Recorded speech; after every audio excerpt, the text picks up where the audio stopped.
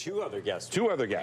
Right now. Joining us right now to be part of this conversation, National Taxpayer Union Senior Fellow Maddie Duppler and former CK Restaurant CEO Andy Puzder. I wanted to get your reaction to what Steve was talking about and whether you think that this makes any sense. I'll go to Maddie first. Yeah, so I agree with the comment earlier about how whether or not the Fed can outrun these bad effects of tariffs. Now, the thing is, the question that I have is why we're looking at tariffs now after the president has put so much momentum behind a tax cut policy and a deregulatory agenda that has focused on getting government out of the way of free enterprise. The problem with tariffs is they are taxes just paid at the border. With this new implementation of Mexico tariffs of 5%, that's $17 billion in new taxes.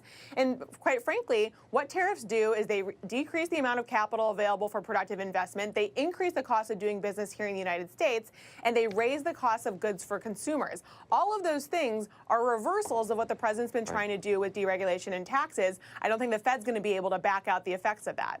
Andy, you want to take the other side of that and try to square the circle?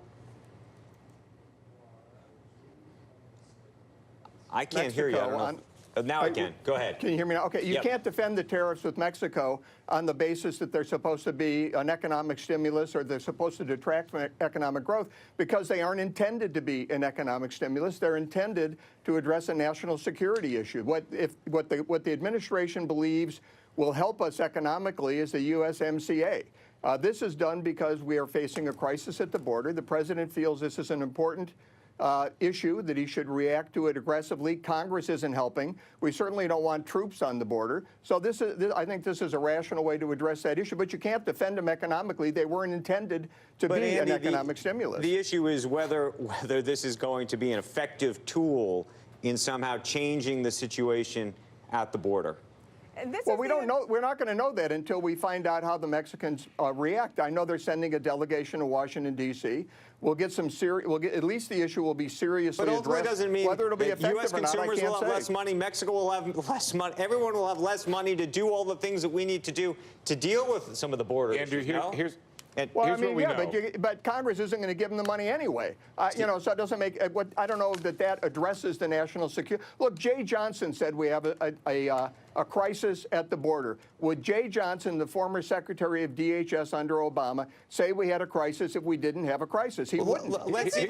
I'll stipulate with you that call it a crisis, call it a problem, call it whatever you want. We have to fix it. I'm not saying there's nothing to fix here. The question is, what is the fix? The Wall Street Journal talks about the laws in the United States needing to change. That might be a fix, but the question is whether tariffs unto themselves can actually be effective. But here's what we know. What we know is that the New York Fed did a study, and they estimated that the tariffs on China would cost $830 per household. That was around, depending upon what estimates you use, for about the benefit to each household of the tax cut. The Mexican tariffs would be worth more than that. All I want to know is I want to see the administration study that says these tariffs on Mexico will give me an economic benefit that is beyond the cost per household.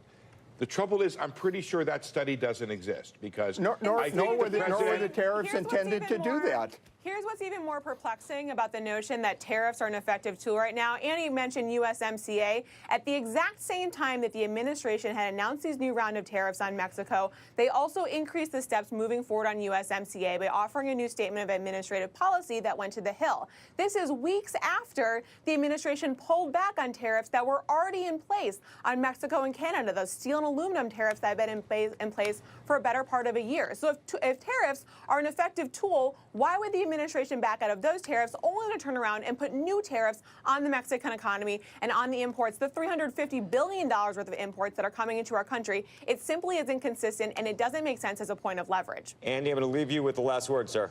Sure, you have to look at these things differently. What we've done with steel tariffs, what we're doing with the USMCA, is based on economics. Free trade and fair trade are good for the economy. What he's doing with respect to these current tariffs is trying to address a national security issue at the border. They're not the same. You can't judge them the same. Tariffs are a blunt instrument. They're a poor tool for doing that.